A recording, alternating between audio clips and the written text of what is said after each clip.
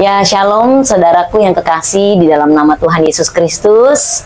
Salam sejahtera, sehat selalu di dalam kasih Tuhan. Meskipun keadaan dunia memang tidak membaik, tetapi kasih Tuhan selalu baik. Amin. Kalau kita tetap tinggal di dalam Dia, pemeliharaan Tuhan nyata. Saudara, hari ini saya bersama rekan-rekan hamba-hamba Tuhan yang Tuhan pilih, Tuhan panggil, Tuhan selamatkan. Di channel Eli Salat ini banyak sekali kesaksian-kesaksian hidup bagaimana orang-orang datang kepada Yesus dan mereka mengambil keputusan untuk menerima juru selamat, karena di kolong langit ini tidak ada nama lain kecuali nama Yesus yang menyelamatkan. Karena dari kata Yesus sendiri artinya juru selamat. Kalau kita nggak punya juru selamat, saudara nggak punya juru selamat, siapa yang mau nyelamatin kita? Saudaraku, hari ini bersama Ibu Nancy. Ya, Ibu Nancy Ramadhani. Ibu Nancy Ramadhani, ya saudara. Ini namanya unik banget ya. Saya pikir Ibu lahirnya di bulan Ramadan kali. Ibu boleh sapa rekan teman-teman sahabat saya yang di dalam negeri maupun di luar negeri, Bu, di channel Eli Salat. Ya, shalom semua. Ya, shalom, shalom. Ya. Perkenalkan nama Ibu, asal dari mana? Saya Nancy Ramadhani, lahir Jakarta. Tapi papa saya Chinese, lahir di Padang, jadi Asnawi ya. Asnawi ya. Asli Cina Betawi. Oh gitu. Ya. Mama Ya, saya ada ya. campuran Londo. Terus tapi lahir saya cinta Indonesia karena apa, biarpun kemana-mana tapi tetap Indonesia. Indonesia. Karena ada Ya. gado-gado, ada ketoprak. Nah, lengkap ya. Kalau di sini ketoprak dimakan. Kalau di Jawa itu ketoprak ditonton, hiburan ya. Iya, ketoprak. Iya, iya. Saya tertarik nih Bu dengan bagaimana sih kok Ibu bisa terima Yesus sebagai Tuhan dan Juru Selamat gitu. Pasti ada suatu yang membawa Ibu gitu, yang membuat tertarik gitu. Dulu kan Ibu punya iman yang belum di dalam Tuhan Yesus ya. Boleh mungkin ceritakan sedikit kehidupan Ibu waktu belum terima Yesus. Iya, apa saudara-saudara, apa Ibu, saya masa hidupnya apa tuh dari kecil emang senang ya, maksudnya serba kecukupan. Papa saya, kakek saya, papa saya dulu buka ternak broiler di Bogor. Cuma karena papa saya galak banget gitu kan, namanya Chinese kan didikannya kan, disiplin ya. Saya dipukul sampai umur 18 tahun. Karena saya tomboy dulu, naik sepeda balap apa kemana-mana gitu kan, namanya kenakalan remaja dah gitu. Iya, Jadi iya, saya dipukul sampai umur 18 gitu. Jadi saya punya pahit gitu ya, aduh papi saya, sampai saya suka bilang, aduh kapan bapak gua mati gitu kan. Tapi saya udah mengampuni karena kita ikut doa pemulihan hati bapak kan waktu itu Pak Niko. Jadi terus dewasa apa waktu saya karena begitu saya pindah belajar tentang agama sepupu. Saya mendalami, saya belajar itu kitabnya agama sepupu, khatam, terus tauhid, akhlak gitu kan, sama profesor-profesor di Universitas Muhammad Yamin situ, Universitas Islam. Dapat sertifikat. Setahun kemudian saya masuk agama sepupu di Masjid Agung di Blok M. Tahun berapa itu Bu? Aduh, saya masih umur 15 tahun. 15 tahun ya. Masih 15 tahun. Iya, iya. Bersama teman saya orang Bali, namanya Sofi. Kita ngucapin itu 2 kalimat itu gitu kan. Terus selama 20 tahun saya Muslim, tapi saya menikah umur 18. Sama kebetulan sama orang Muslim, tapi suami saya itu tidak pernah suruh saya masuk ini, karena saya udah sebelumnya menikah saya udah Muslim kan gitu. Ya, terus akhirnya dalam perkawinan saya itu dia KDRT, pencemburu gitu kan. Walaupun kita tinggalnya di Cepete 1000 meter, tapi seperti burung dalam sangkar, bukan sangkar lagi kali ya. Dari itu, jadi bukan sangkar emas tapi tersiksa, dipukulin, ditabokkan. Jadi saya pikir ya ampun, saya bapak saya udah puas dipukulin. Kamu lagi suami gitu kan? dipukulin lagi. Padahal jarak, padahal ini anak anak kuliahan di Sakti, beda 14 tahun, saya 18, dia 31. Ada kita menikah, tapi belum satu rumah kan, belum tahu sifatnya kan. Masih pacaran nama juga. Udah satu rumah baru ketahuan tuh, ditabok, dicekek, Aduh, saya bilang, lari-lari di kebun itu 1000 meter kan kebunnya. Suami gila karena masih muda kan gitu. Akhirnya saya gugat cerai. gitu kan. Tapi saya punya anak satu gitu. Terus saya menyanyi, saya selama itu saya melamar menyanyi, saya kerja kantor di mana-mana di Said Jaya 3 tahun. Pengalamannya sudah di Oil banyak Company di Dharma Manulife, kantor perusahaan asing drilling minyak. Saya bosan karena saya dari kecil suka nyanyi. Kakek saya waktu saya masih kecil Tati ikut pas saya dipanggil dulu Tati nggak, karena masih kecil Sadil nggak bisa bilang Nancy kan. Tati nyanyi gitu, kok nyanyinya Gang Kelinci, ditaruh sama Opa, diajak itu dia taruh di atas meja. Lagunya Lilis Suryani tuh di situ lah, Gang Kelinci. Terus gitu, jadi saya pikir udah bosan kerja kantor waktu udah besar. Saya mau coba-cobaan ngelamar nyanyi di Gunung Sari, di Madonna, diterima. Di Matador, di Ancol itu deket Highlight, diterima. Dan seterusnya Mangga Besar, Pengadilan Jakarta, Night Club. Masih suara asli nyanyinya masih dong? Masih bisa nyanyi sampai sekarang? Saya masih nyanyi di perkawinan, di perkawinan. Tapi udah jadi saya penyanyi malam, tapi bukan kupu-kupu malam. Jadi pulangnya jam 1, jam 2 gitu ya. Terus saya penyanyi luar kota, penyanyi kapal di Kalimantan, Dharma Night Club, terus Kapuas Permai Hotel, Jambi, di Garuda, Hotel Garuda, pokoknya udah di mana-mana gitu. Saya hobi nyanyi gitu. Karena nenek saya dulu penyanyi zaman radio, zaman Belanda dulu. Jadi kita sekeluarga suka musik. Nah, terus udah saya dalam waktu nyanyi di Kalimantan, ketemulah lagi orang Riau, Duda katanya gitu. Ternyata 2 tahun perkawinan saya menampung anaknya di sini 3 orang, 12 tahun, 9 tahun, 6 tahun. Sementara itu kok dia nggak pulang-pulang 2 tahun, ternyata dia suka sama sejenis. Aduh, saya hancur-hancurnya karena saya pikir dia suami terakhir kan gitu. Terus udah akhirnya saya gugat cerai karena saya digantung 2 tahun, saya nggak mau dicerai, saya gugat cerai karena saya takut kena penyakit kan, gitu. Dia homo, ganteng. Terus udah nikah lagi. Dan tapi selama saya menyanyi, saya terus bertanya kepada Allah itu kan saya dulu kos di Mampang karena nyanyi kota kan kalau dari sini terlalu jauh dulu kan, tahun 80-90. Jadi saya kos di Mampang supaya kalau naik taksi lebih dekat ke kota. Kan kalau malam pulang jam 1 jam 2 lewat kuburan Betawi tuh, kanan kiri. Saya duduk di kuburan, saya menantang Allah. Allah, sebenarnya engkau siapa?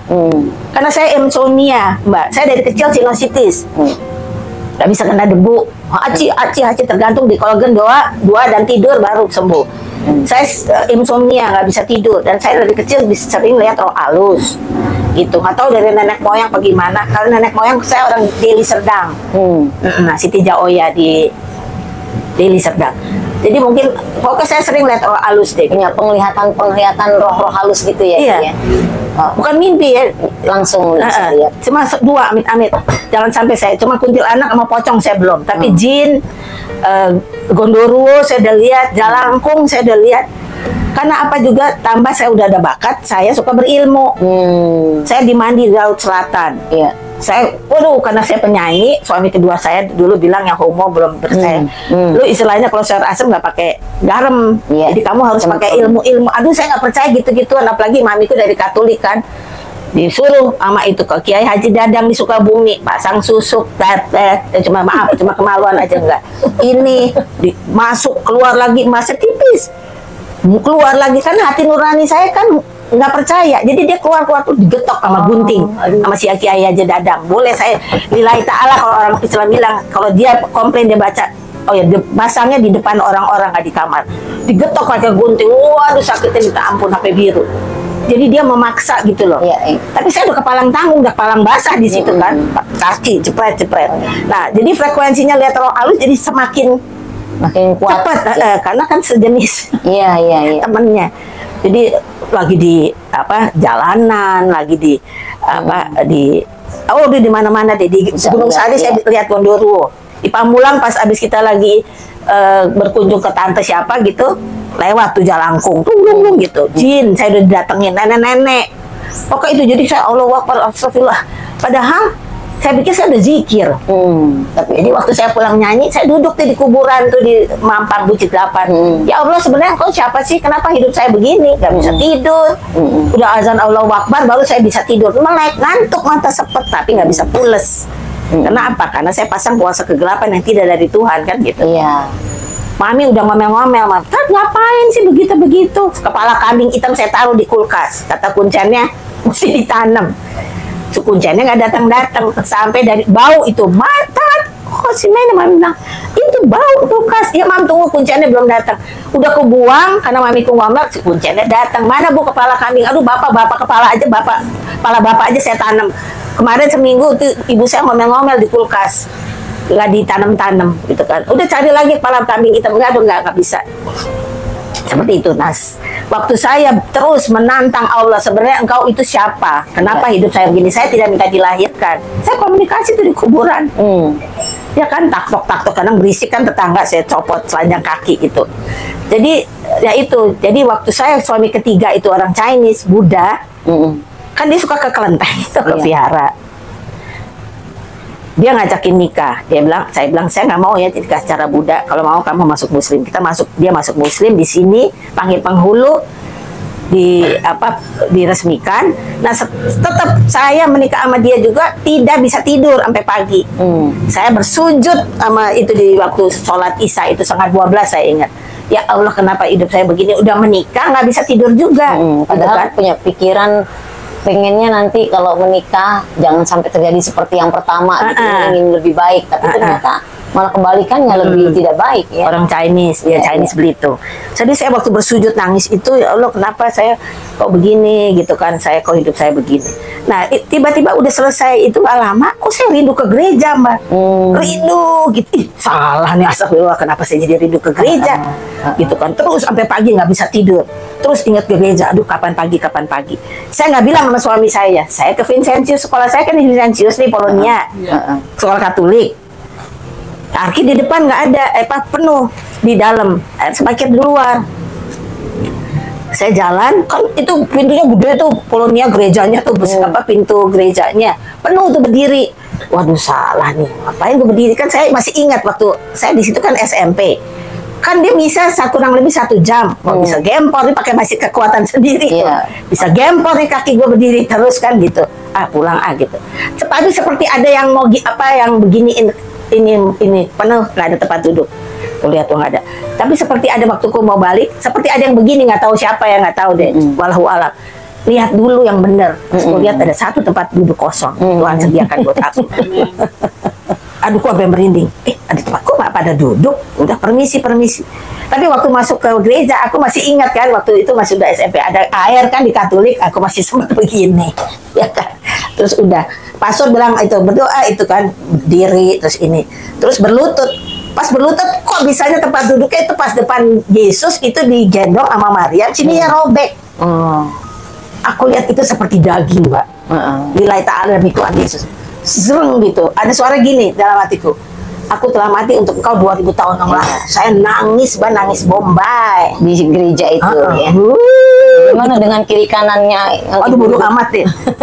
Saya udah kan Katolik nggak ada begitu. Saya nangis, Tuhan ampun, saya musyrik, saya ilmu begini.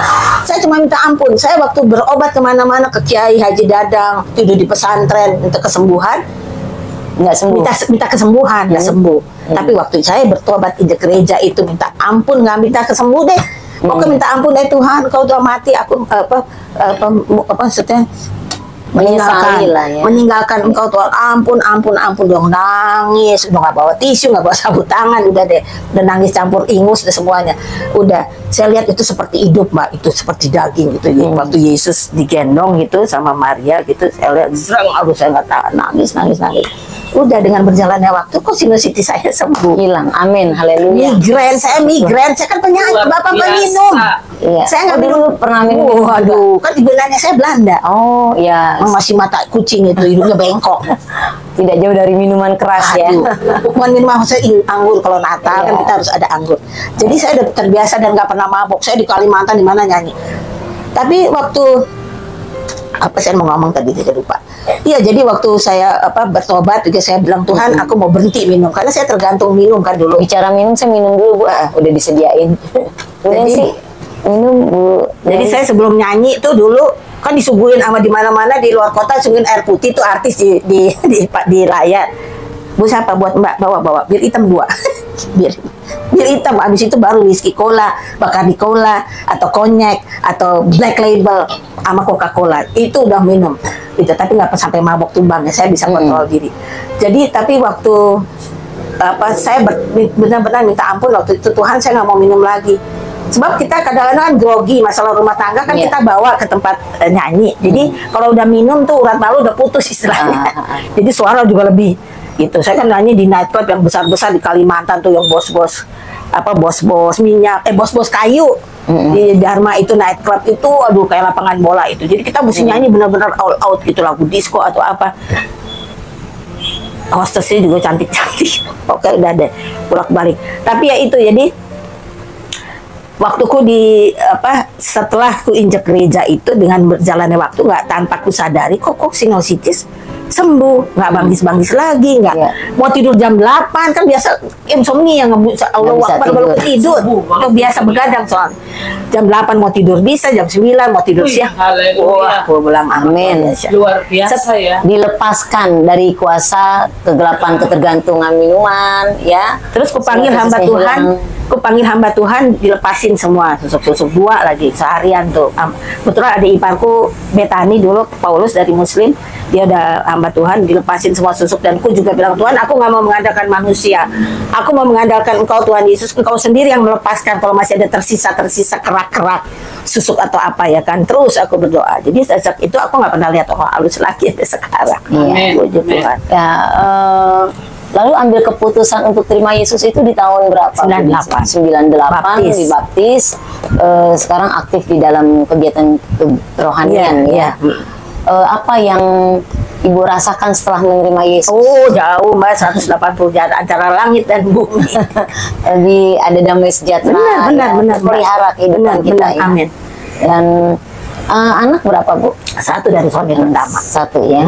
Dan pastinya Ibu merasakan sesuatu yang dahsyat ya, penyertaan Tuhan ya, walaupun sekarang sudah sendiri ya, tapi tidak dibiarkan ya. Amin. Tidak dibiarkan orang yang setia dengan Tuhan meminta-minta ya, dibiarkan. Amin. Seorang diri, ada penolong, karena Yesuslah penolong hidup kita yang sejati ya. Amin. Apa ya kesan Ibu yang ingin Ibu? Oh ya, saya lupa tadi terlewat. Saya waktu di Jamaah Tuhan itu saya buka Al-Qur'an. Kan dibilang di situ Isa Ruhullah wa kalimatuhu, kesejahteraan atasmu hai Isa, sejak kau dilahirkan, diwafatkan dan diruh kembali. Berarti benar dong, mati diwafatkan berarti mati daging. Ya kan? Terus pengikut-pengikutmu hai Isa akan kutempatkan di tempat tertinggi di akhirat, saya stabilo. Yes. Kalau dibilang saya muslim apa sih artinya muslim? Kan taat kepada Allah, bukan kepada setan. Tapi saya mau jadi pengikut Isa. Saya kiai-kiai semua di NU kan pernah ngontrak kantor saya tuh, NU dekat PBNU kan situ. Saya ngomong, kenapa Bu sayang, Ibu udah surga, kok jadi masuk Kristen? Aduh Pak, panjang ceritanya. Enggak, pengen tahu, bener Pak, pengen tahu. Baru saya tanya, Bapak mau insya Allah ke surga atau pasti? Ya pasti. Nah, hanya di dalam, Bapak kan nanya nih, hanya di dalam Isa, bukan kata Nancy Pak, kata Allah, pengikutmu hai Isa koma nggak titik, akan kutempatkan di tempat tertinggi di akhirat. Jadi pasti Pak, kita harus menjadi muslim itu harus melewati ihdina siratal mustaqim, tunjukkanlah jalan yang lurus. Bahkan di Al-Quran kan bilang, Allah bilang kan, taatlah kepada Allah koma nggak titik, dan ikutlah aku karena aku adalah jalan yang lurus. Dan kalau kita menjadi muslim Pak, harus melewati rambut di belah 7 Pak, boro-boro belah 7, belah 1 aja susah aku belah gitu kan. Jangankan di belah 7, di belah 1 aja kepleset, nggak dibelah juga kepleset. Susah ya, Bu. Bapak nggak pernah baca sih Pak di Al-Quran, ada Pak di 97 ayat, di 95 halaman. Malah lebih banyak disebut Isa daripada Muhammad. Muhammad kan 25 kali cuma disebut. Jadi jadi mereka tuh bengong-bengong. Bu Haji tuh waktu itu juga, mereka nanya duluan, bukan aku mau kristenisasi. Mereka nanya, kenapa sayang Bu Gono? Jadi Ibu sekarang udah mantep ya ikut Yesus ya. Karena dia menjamin keselamatan ke surga ya. Bukan kata orang, tetapi kata Yesus sendiri bahwa akulah jalan, kebenaran, dan hidup. Yesus adalah jalan, bukan sekedar jalan saudara ya, tapi dia betul-betul jalan menuju ke surga. Dan dia berkata kebenaran, dan dia betul-betul orang benar, orang yang betul-betul mengalami bagaimana dia menjadi manusia, bagaimana dia waktu mengalami penderitaan, dia harus berpuasa. Itu pengalaman pada saat dia menjadi manusia. Nah saudara, ketika Tuhan bekerja di dalam kehidupan Bapak Ibu Saudara, Tuhan pasti mempunyai rencana yang luar biasa. Karena Tuhan tidak sekedar atau iseng-iseng ya pilih Ibu Neri, pilih Ibu Nancy. Tapi ada rencana Tuhan yang luar biasa. Supaya lewat kehidupan mereka nama Tuhan dipermuliakan. Amin. Seperti pengalaman Ibu Nancy tadi, bagaimana dia hidup di dalam kuasa kegelapan, ya dia bisa lihat punya penglihatan-penglihatan, lalu hidup dalam apa namanya ya kegelapan duniawi lah ya. Tapi sekarang sudah hidup sebagai anak-anak terang. Amin. Amin. Karena moto dunia saja ada itu ya, produksi lampu terang terus gitu ya. Kadang-kadang mereka tanya, sorry saya potong, mereka tanya, kok Tuhan ngapain jadi manusia? Loh, terus maunya Tuhan dong mau jadi manusia. Namanya juga Tuhan ya. Kalau Tuhan bisa jadi manusia, manusia nggak bisa jadi Tuhan. Masa kita mau larang Tuhan jangan jadi manusia? Gitu nggak bisa. Kenapa dia mau jadi manusia? Karena yang mau diselamatkan manusia, aku bilang. Kalau yang mau diselamatkan kambing, mungkin Tuhan juga jadi kambing. Ya, jadi namanya Tuhan tidak terbatas kuasanya. Amin. Ya, dia mau jadi manusia, ya harus dia turun ke dunia menjadi manusia. Nabi, mereka bilang kan nabi yang tidak kawin hanya Yesus, karena visi dan misinya tidak untuk kawin mengawinkan, tapi visi dan misinya untuk penebusan dosa manusia. Gak ada satu nabi, aku bilang dari nabi 1 sampai 24 itu, yang 24 mengklaim dirinya bahwa aku adalah jalan dan kebenaran dan hidup, pakai dan kan? Iya, betul. Jadi hanya Yesus yang berani mengproklamirkan itu. Amin, amin. Wow, luar biasa kesaksian yang sangat membangun ya. Saya berharap Bapak Ibu Saudara dimanapun Bapak Ibu Saudara tetap terus melihat, nonton di channel Eli Salat ya.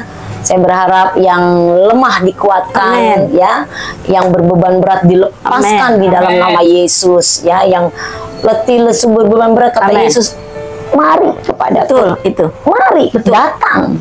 Nah, kalau kita nggak datang kepada Yesus, nggak terlepas itu beban berat. Kalau kita di luar Tuhan, pikul beban itu kita nggak sanggup. Hanya Tuhan Yesus yang sanggup. Amin. Ya, tetap setia saudara, sekali Yesus, tetap Yesus. Haleluya. Haleluya.